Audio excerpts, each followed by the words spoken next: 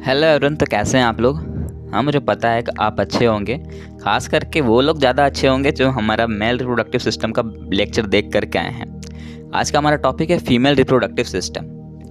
और female reproductive system के साथ साथ हम इसी के साथ कोरिलेट करके फर्टिलाइजेशन को भी कंप्लीट करेंगे। तो कहीं भी स्किप मत करना, ओके, और लास्ट तक बने रहना। तो टॉपिक डाल लो फीमेल रिप्रोडक्टिव सिस्टम, और इसके अंदर हमें देखने को मिलेगा ovaries, Fallopian tube, uterus, cervix, vagina, external genitalia. ये सब हमें देखने को मिलेगा यार, मतलब इसके बारे में देखने को मिलेगा। गलत चीज़ मत सोचा करो यार। और इसके अलावा इसमें मेमोरी ग्लैंड भी है, वो भी हम देखेंगे पर लास्ट में। ओके, तो सबसे पहले बात करते हैं ओवेरी की। ओवेरी क्या है? ये it is the primary sex organ that produce the female gamete that which is known as ovum. जिस तरह टेस्टिस जो है स्पर्म को फॉर्मेशन करता था, उसी तरह ये ओवेरी भी आगे जा करके ओवम को प्रोड्यूस करती है, which is known as ovarian hormone. Ovary की अगर लेंथ की बात करें तो 2 to 4 सेंटीमीटर होता है। और ये जो ओवेरी होती है वो पैल्विक वॉल से कनेक्टेड होता है लिगामेंट्स के थ्रू, और उसी से जस्ट अटैच होता है यूटेरस। यूटेरस भी बोल सकते हो पैल्विक वॉल से ही अटैच होता है लिगामेंट के थ्रू। अब हम बात करते हैं, तो ये जो ओवेरी होता है ये कवर्ड होता है एक थीन एपिथेलियम से विच इनक्लोजेस द स्ट्रोमा। स्ट्रोमा के अंदर 2 जोन होता है, एक होता है पेरिफेरल कॉर्टेक्स, दूसरा इनर मेड्यूला। अब बारी है फैलोपियन ट्यूब की। फैलोपियन ट्यूब कुछ नहीं है, 10 to 12 सेंटीमीटर का लॉन्ग ट्यूब होता है फीमेल बॉडी में। अब इसको यहाँ से डायग्राम से देखते हैं, और इस डायग्राम के थ्रू ही अपन अब पूरा का पूरा फीमेल रिप्रोडक्टिव सिस्टम और फर्टिलाइजेशन को कंप्लीट करने वाले हैं। तो चलो इस डायग्राम को देखते चलो। देखो, ये जो ओवेरी है ना, ये क्या करेगा? ओवम को प्रोड्यूस करेगा, बिल्कुल करेगा। सबसे पहले ओवम जाएगा फिमरई के पास, इट मीन्स फैलोपियन ट्यूब के पास। ये फिमरई एक फिंगर लाइक प्रोजेनी है, दिख ही रहा होगा। वहाँ पर जाके ओवम थोड़ी देर स्टोर होके रहेगा। उसके बाद वो कहाँ जाएगा? इनफंडिबुलम के पास जाएगा। इनफंडिबुलम से होकर के वो जो ओवम है वो पहुँचेगा एम्पुलरी रीजन के पास। वहाँ तक जाने के बाद वो वेट करेगा स्पर्म का।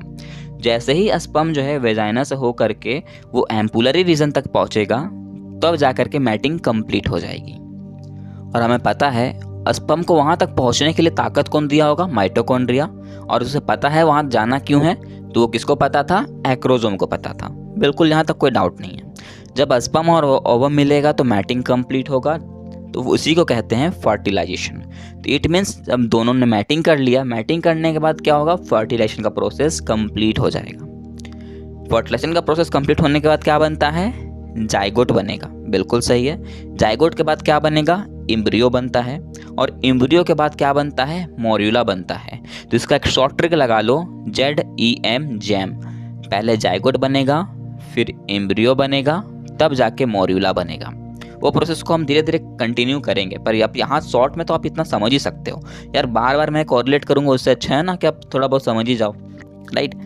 तो यहाँ अब देखो, अब एम्ब्रियो बनेगा, तो एम्ब्रियो कहाँ पर जाकर बनेगा? एम्ब्रियो बनेगा इस यूटेरस के पास जाकर के। यूटेरस के अंदर 3 वॉल आपको दिख रहे होंगे, राइट। पेरीमेट्रियम जो कि एक्सटर्नल लेयर है, मायोमेट्रियम जो कि मिडिल लेयर है, इंडोमेट्रियम जो इनर लेयर है। पेरीमेट्रियम की बात करो तो वो एक्सटर्नल लेयर है, वो बस हार्ड, मतलब वो समझो थोड़ा उसको प्रोटेक्शन प्रोवाइड करके रखता है। जो मायोमेट्रियम होता है, ये जब डिलीवरी होने वाली होती है तो उस टाइम बहुत ही ज़्यादा कॉन्ट्रैक्शन प्रोवाइड करता है फीमेल बॉडी को। जो इंडोमेट्रियम होता है, यहाँ पर जब भी उनके जो मेंस्ट्रुअल साइकिल में जो चेंजेस आता है, जो हार्मोनल चेंजेस होता है, वो इंडोमेट्रियम के अंदर आता है, राइट। तो यहाँ तक हमने देख लिया है। यहाँ तक आपको कोई दिक्कत तो आपको नहीं होनी चाहिए। फिगर भी कंप्लीट हो गया अपना। हाँ यार, पता है हो। तो आखिरकार अब जा कर के यहाँ पर पूरा कॉन्सेप्ट क्लियर हो गया होगा। इसके बाद हम पढ़ेंगे एक्सटर्नल जेनेटिलिया के बारे में, that is called vagina. Okay, अब हम बात करते हैं एक्सटर्नल जेनेटिलिया की, जिसको वल्वा भी कहीं कहीं लिखा है आपके बुक में। ओके, तो देख लेना एक बार। यहाँ आपको देख सकते हो क्या क्या चीज़ देखने को मिल रहा है। यहाँ पर सबसे पहले आपको दिख रहा होगा मॉन्स प्यूबिस। दिख रहा है? बिल्कुल दिख रहा है। मॉन्स प्यूबिस में ही प्रेजेंट होता है hair, that is called pubic hair, right. ये होता है cushion of fatty tissue which covered by the skin, right. फिर इसके नीचे आएगा लिविया मेजोरा। लिविया मेजोरा जो होता है वो फ्लैसी फोल्ड ऑफ टिश्यू होता है। लिविया माइनोरा जो होता है वो पेयर्ड फोल्ड ऑफ टिश्यू होता है। देखो, कंफ्यूज हो जाओगे दोनों में। मैं सच बता रहा हूँ यार, मैं भी कंफ्यूज रहता हूँ, तो तुम क्यों नहीं होगे। और ये एग्जाम में आता ही है, नीट में भी क्वेश्चन पूछा गया था लिबिया माइनोरा के साथ। तो जिसको पता होगा लिबिया माइनोरा जो होता है पेयर्ड फोल्ड ऑफ टिश्यू होता है, तो उसने टिक किया होगा, अदरवाइज सभी ने फ्लैशी फोल्ड ऑफ टिश्यू में टिक मार के आया होगा मेरी तरह। तो लिबिया माइनोरा जो होता है ये पेयर्ड फोल्ड ऑफ टिश्यू होता है जो कि प्रेजेंट होता है लिबिया मेजोरा के अंदर। इसके बाद आता है हाइमन। हाइमन ये देख सकते हो, ये रहा हाइमन जो होता है ये पार्सली कवर करके रखता है वेजाइना को। वेजाइना को नहीं, मतलब उसका जो ओपनिंग होता है ना उसको कवर करके रखता है। फिर है क्लाइटोरिसिस। क्लाइटोरिसिस जो होता है वो टाइनी फिंगर लाइक स्ट्रक्चर होता है जो प्रेजेंट होता है lie at the upper junction of two labia majora. दिख ही रहा होगा, राइट। चलो यार यहाँ भी कंप्लीट हो गया। फर्टिलाइजेशन में एक बात मेरे को और बतानी है आपको। फर्टिलाइजेशन देख ले कब होता है, पर कब नहीं होता ये आपको पता है क्या? दो बेसिक रीज़न है।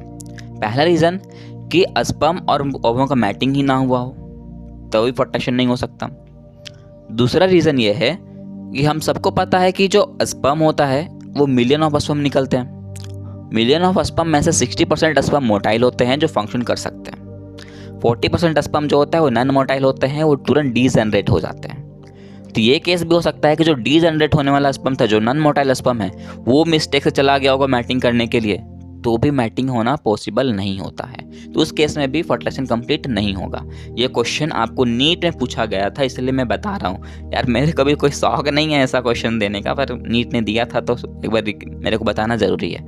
देखो मैं तो समझाऊंगा यार एक तरफ से, लेकिन आपको समझना होगा सारे तरफ से। अरे यार क्या कह रहा हूँ पता नहीं, अच्छा छोड़ो जाने दो, तुम समझ गए ना। हाँ बस यही चलता है। तो फर्टिलाइजेशन कब नहीं हो सकता वो भी हमने कंडीशन देख लिया, राइट। लेकिन दिमाग में एक क्वेश्चन अभी भी स्ट्राइक करता होगा कि यार फर्टिलाइजेशन होने के लिए कितने स्पर्म की ज़रूरत पड़ती है? तो सिर्फ एक स्पर्म की ज़रूरत होती है। अब बोलोगे सर मिलियन ऑफ स्पर्म निकल रहा था तो सारे तो स्पर्म चला जाएगा ना मैटिंग करने के लिए, क्यों एक ही क्यों जाएगा? बिल्कुल सही है। तो जैसे ही स्पर्म पहुंचता है वेजाइना के पास, मिलियन ऑफ स्पर्म्स, वो वहाँ पर जाने के बाद एक वॉल से टकराता है। उस वॉल का नाम है जोना पेलुसिडा।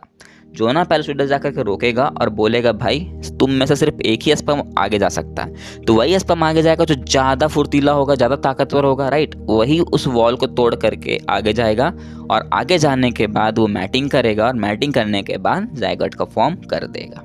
यहाँ तक भी कोई डाउट है क्या? कोई भी डाउट नहीं है, राइट। तो अब मान लेते हैं कि फर्टिलाइजेशन का प्रोसेस हो चुका है, जायगोट फॉर्म हो चुका है। तो जायगोट होने के फॉर्म होने के बाद देख सकते हो यहाँ मैंने माइटोटिक डिवीजन को दिखाया आपको। डिवीजन होने के बाद वो 2 डॉटर सेल में बन जाएगा। देख सकते हो एक था पहले, अब 2 डॉटर सेल बन गया है। तो ये 2 डॉटर सेल को अपन ब्लास्टोमर्स कहते हैं। क्या कहते हैं? ब्लास्टोमर्स कहते हैं। अब ये ब्लास्टोमर आगे जा करके 8 to 16 ब्लास्टोमर्स का फॉर्म कर देते हैं। समझ रहे हो? ऐसे ऐसे 8 से 16 ब्लास्टोमर बन जाएंगे। That is called morula. क्या कहेंगे उसको? मोर्यूला कहेंगे। बिल्कुल सही। याद करो ZEM ट्रिक मैंने बताया था। जायगोट बन गया, जायगोट के बाद एम्ब्रियो बनना था, एम्ब्रियो बन रहा है, एम्ब्रियो बनने के बाद क्या बनेगा? मोर्यूला बनेगा। तो मोर्यूला तब बनेगा जब 8 से 16 ब्लास्टोमर इस तरह बनते होंगे। तो ब्लास्टोमर बनने के बाद इसका स्ट्रक्चर कुछ इस तरह दिखने लगेगा और यहाँ पर प्रेजेंट होता है ट्रोफोप्लास्ट और इस रीजन में होता है इनर सेल मास। तो ट्रोफोप्लास्ट और ये जो इनर सेल मास है, इस दोनों को मिला जुलाकर हम कहते हैं ब्लास्टोसिस्ट। क्या कहेंगे? ब्लास्टोसिस्ट कहेंगे। और ये ब्लास्टोसिस्ट जो होता है ये सब प्रोसेस होता कहाँ पर है? तो यूटेरस के एंडोमेटेरियम रीजन पे होता है, जहाँ पर बेबी का डेवलपमेंट होना रहता है। तो जब बेबी का डेवलपमेंट होगा उस प्रोसेस को हम कहते हैं इनप्लांटेशन। क्या कहते हैं? इनप्लांटेशन। यार कितना मस्त ट्रिक बताया ना। मेरा भी कोई जवाब नहीं यार। देखो कुछ भी हमने नहीं किया, जायगोट देखा, जायगोट से फिर क्या बना? वो 2 डॉटर सेल में टूटा जिसको ब्लास्टोमर कहा। वैसा 8 से 16 ब्लास्टोमर बनेगा, दैट इज कॉल्ड एम्ब्रियो। उस एम्ब्रियो के बाद क्या बनेगा? 8 से 16 ब्लास्टोमर बनेगा, तो उसको कह दिया मोर्यूला। मोर्यूला के बाद क्या बनेगा? इनर सेल मास बनेगा, ट्रोफोप्लास्ट बनेगा। दोनों को मिला जुला कर ब्लास्टोसिस्ट कह दिया। ब्लास्टोसिस्ट कहाँ होगा? एंडोमेट्रियम रीजन पे, जहाँ पर बेबी का डेवलपमेंट होगा। और भी तो कुछ नहीं किया, दैट इज कॉल्ड इनप्लांटेशन। पूरा सिंपल था यार, यहाँ तक कोई डाउट नहीं होना चाहिए मेरे हिसाब से। देखो अब ये जो एम्ब्रियो बनेगा उसे खाना भी तो चाहिए। तो उस एम्ब्रियो को खाना किसके थ्रू मिलता है? प्लाजेंटा के थ्रू मिलता है। अब वो जो वेस्ट मटेरियल होगा, सिंपल सी बात है, अगर उसे खाना मिल रहा है, वो डाइजेस्ट करेगा तो वेस्ट मटेरियल भी वो रिलीज़ करता होगा। तो वो जो एम्ब्रियो का वेस्ट मटेरियल है वो भी उस प्लाजेंटा के थ्रू ही चला जाता है, राइट। तो यही अपना सीक्वेंस है कि किस तरह एक और न्यू ऑर्गेनिज्म का फॉर्मेशन होता है। अब सिंपल सी बात है, जब बेबी का डेवलपमेंट होगा तो मदर के बॉडी में भी कुछ हार्मोन चेंजेस होगा, बिल्कुल होगा। जब बेबी का डेवलपमेंट होगा तो मदर का जो हार्मोन्स है, प्लाजेंटा है, उसके जो हार्मोन्स होंगे वो भी कुछ चेंजेस आएगा, बिल्कुल चेंजेस आएगा। और कुछ हार्मोन तो ऐसे होंगे जो ज़्यादा मात्रा में रिलीज होने लगेंगे, तो बिल्कुल कौन कौन से हार्मोन है ऐसे। सबसे पहला तो एचसीजी ज़्यादा बढ़ जाता है, एचपीएल हार्मोन भी ज़्यादा चाहिए फीमेल बॉडी को, एस्ट्रोजन प्रोजेस्टेरोन हार्मोन भी ज़्यादा रिलीज होने लगता है, साथ ही साथ कुछ रिलैक्सेशन हार्मोन होते हैं वो भी रिलीज होते हैं। ये सब रिलीज होने का कारण क्या है, इतना बढ़ने का कारण क्या है यार? देखो, उस जब बेबी का डेवलपमेंट होना रहता है ना, तो उस टाइम मदर की बॉडी को ज़्यादा ताकत चाहिए होता है। तो ज़्यादा ताकत वो सिंपल सी बात है जब खाएंगी तभी मिलेगा, पर अदरवाइज अगर उन नहीं भी खाती हैं तो जो उनकी बॉडी है वो ऑटोमेटिकली हार्मोन को रिलीज करने लगता है ताकि वो बेबी का डेवलपमेंट अच्छे से हो सके, राइट, फीटल के ग्रोथ के लिए। दूसरी बात, जो मदर की बॉडी है उसमें कुछ मेटाबॉलिक चेंजेस आएंगे तो उसके कारण भी हार्मोन का रिलीज होना जरूरी है। तीसरी बात, प्रेगनेंसी को मेंटेन रखने के लिए ये हार्मोन रिलीज होते ही होते हैं, राइट। अब क्वेश्चन तो ये आता होगा कि जो एम्ब्रियो का डेवलपमेंट हो रहा है तो उसमें जो भी टिश्यूज़ बनेगा, जो भी ऑर्गन बनेगा, जो ऑर्गन सिस्टम होगा, वो बनता किससे होगा? तो वो बनता है इक्टोडर्म से मिल करके, इंडोडर्म से मिल करके और मेसोडर्म से मिल करके।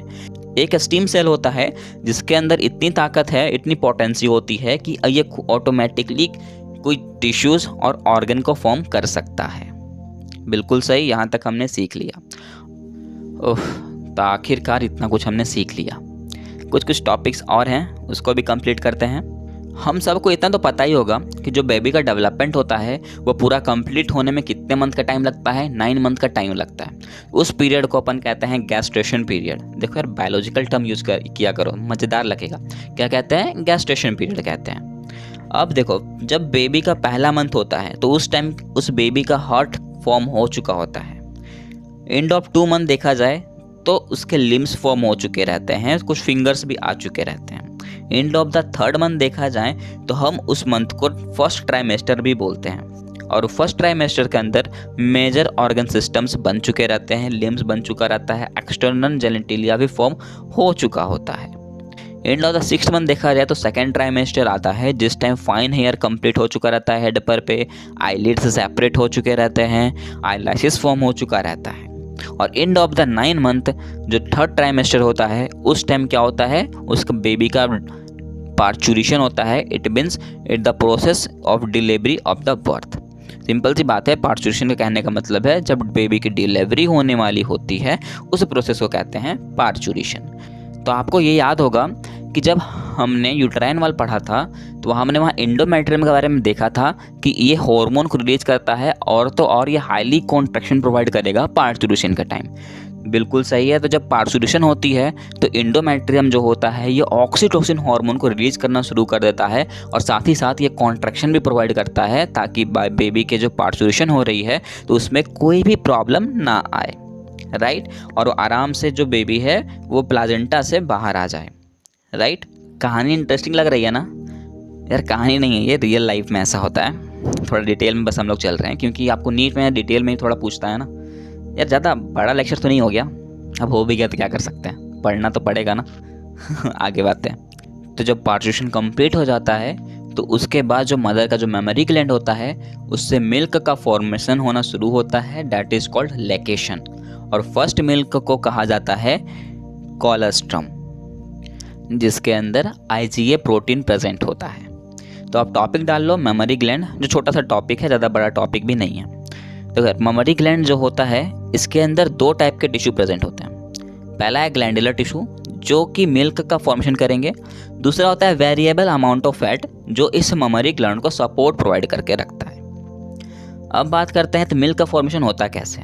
देखो, ये जो मेमोरी ग्लैंड होता है ना, इसके अंदर 15 से 20 मेमोरी लोबल्स होते हैं। और ये जो मेमोरी लोबल्स होते हैं ये आगे जाकर के क्लस्टर ऑफ सेल्स को कंटेन करके रखते हैं। और ये क्लस्टर ऑफ सेल्स जो हैं आगे जाकर के एल्वियोलाई को फॉर्म करते हैं। और जब बहुत सारे एल्विलाई मिलते हैं तो बनता है जाकर के मेमोरी ट्यूब्यूल्स, और ये मेमोरी ट्यूब्यूल्स आगे जाकर के मेमोरी डक्ट से जाकर के कनेक्ट होते हैं, जॉइंट होते हैं, और इसके जॉइंट होने से एम्पुला का फॉर्मेशन होता है, और यही एम्पुला फिर आगे जाकर के लैक्टिफेरस डक्ट को फॉर्म करेगा, और लैक्टिफेरस डक्ट के बाद वो मिल्क जो है निप्पल के थ्रू फीमेल बॉडी से बाहर आ जाएगा। तो यहाँ पर हमने मेमोरी ग्लैंड को भी कंप्लीट कर लिया है, राइट। अब यहाँ तक तो आपको कोई भी दिक्कत नहीं होगी। एक छोटा सा टॉपिक है मेंस्ट्रुअल साइकिल, इसको भी अभी 2 मिनट के अंदर कंप्लीट करेंगे, है ना। मेंस्ट्रुअल साइकिल किस में होता है? फीमेल बॉडी में होता है। कितने डेज का साइकिल होता है? 28 डेज का साइकिल होता है, सबको पता है, राइट। यहाँ पर आपको ये फिगर दिख रहा होगा, पर फिगर से कुछ समझ नहीं आ रहा होगा, पता है यार, मेरे को भी नहीं आ रहा था। इसमें कोई बड़ी बात नहीं है, एक एक करके बात समझते हैं। देखो, समझ रहे हो, जिस तरह हमारे में स्पर्मेटोगोनिया था ना, और वो स्पर्मेटोगोनिया आगे जाके स्पर्म का फॉर्मेशन करता था, उसी तरह फीमेल में भी oogonia होता है जो आगे जाकर के ओवम बनाने का काम करता है। अब बोलो सर फिर से ओवम के पास क्यों जा रहे हैं? मैं बता रहा हूँ यार, जाना पड़ रहा है, मैं इसलिए जा रहा हूँ क्योंकि उसके बिना हो नहीं सकता कुछ काम। ओके, तो देखो कैसे बनता है ओवम, वो देखेंगे, उसके बाद ही हम इस मेंस्ट्रुअल साइकिल को कवर कर सकते हैं। देखो मैं जो बोलूँगा वो सीक्वेंस को पकड़ के चलते जाना है। ओके, देखो oogonia है, उसमें मियोसिस 1 हुआ, मियोसिस 1 के प्रोफेज 1 पे जाकर के वो जो oogonia था वो प्राइमरी oocyte को फॉर्म करता है, और ये प्राइमरी oocytes के चारों तरफ जो होते हैं एक सेल रोटेट करता रहता है, उस सेल का नाम होता है ग्रेनुलोसा सेल। क्या नाम होता है? Granulosa cell.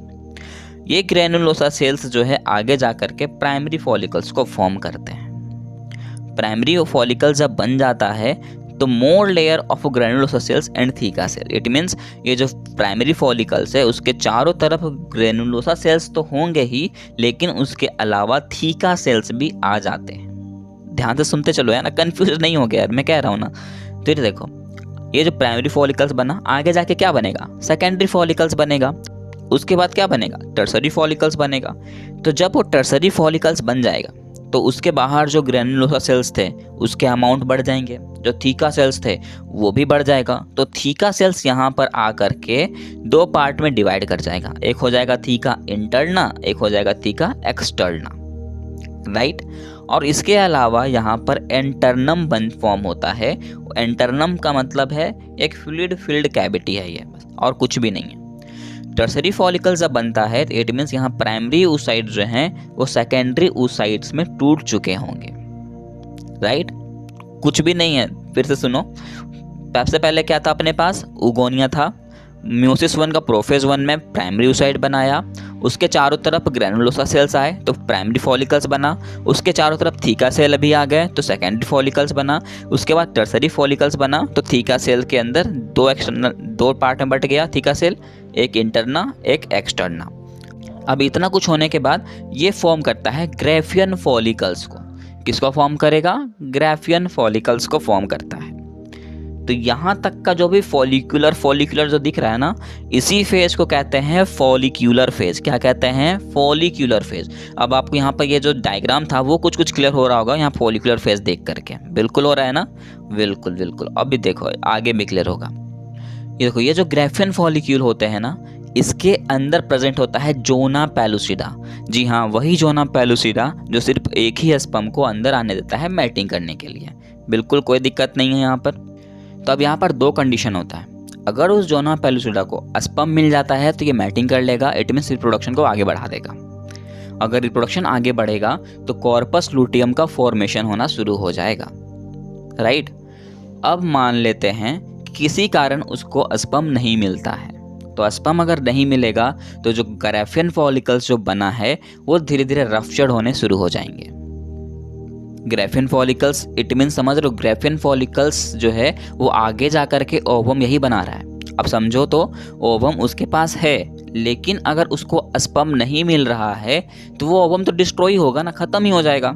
सिंपल सी बात है, ओवम हमेशा के लिए तो नहीं रहेगा फीमेल बॉडी में, बिल्कुल सही बात है।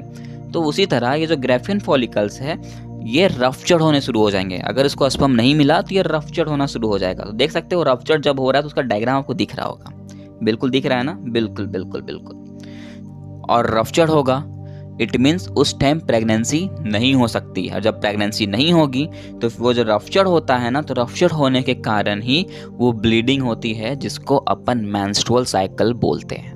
कुछ भी एक्स्ट्रा मैंने बताया है क्या? कुछ भी नहीं बताया यार। अगर उसको स्पर्म मिल रहा था तो प्रेगनेंसी हो जाएगी, और प्रेगनेंसी होगी तो मेंस्ट्रुअल साइकिल अकर नहीं करेगा क्योंकि कॉर्पस लूटियम टूटा ही नहीं, रप्चर ही नहीं किया। टूटेगा ही नहीं, रप्चर करेगा ही नहीं, तो ब्लीडिंग कहाँ से होगी? और सिंपल सी बात है, जब उसे स्पर्म नहीं मिलेगी तो कॉर्पस लूटियम जो वाल होगा वो टूटेगा तो ब्लीडिंग होगी। सिंपल सी बात है। और ब्लीडिंग कब होती है? 28 डेज के अंदर होती है। तो ये जो लूटियम कह रहे हैं ना अपन, कॉर्पस लूटियम, तभी से उस फेज को कहते हैं लूटियल फेज। क्या कहते हैं? Luteal phase.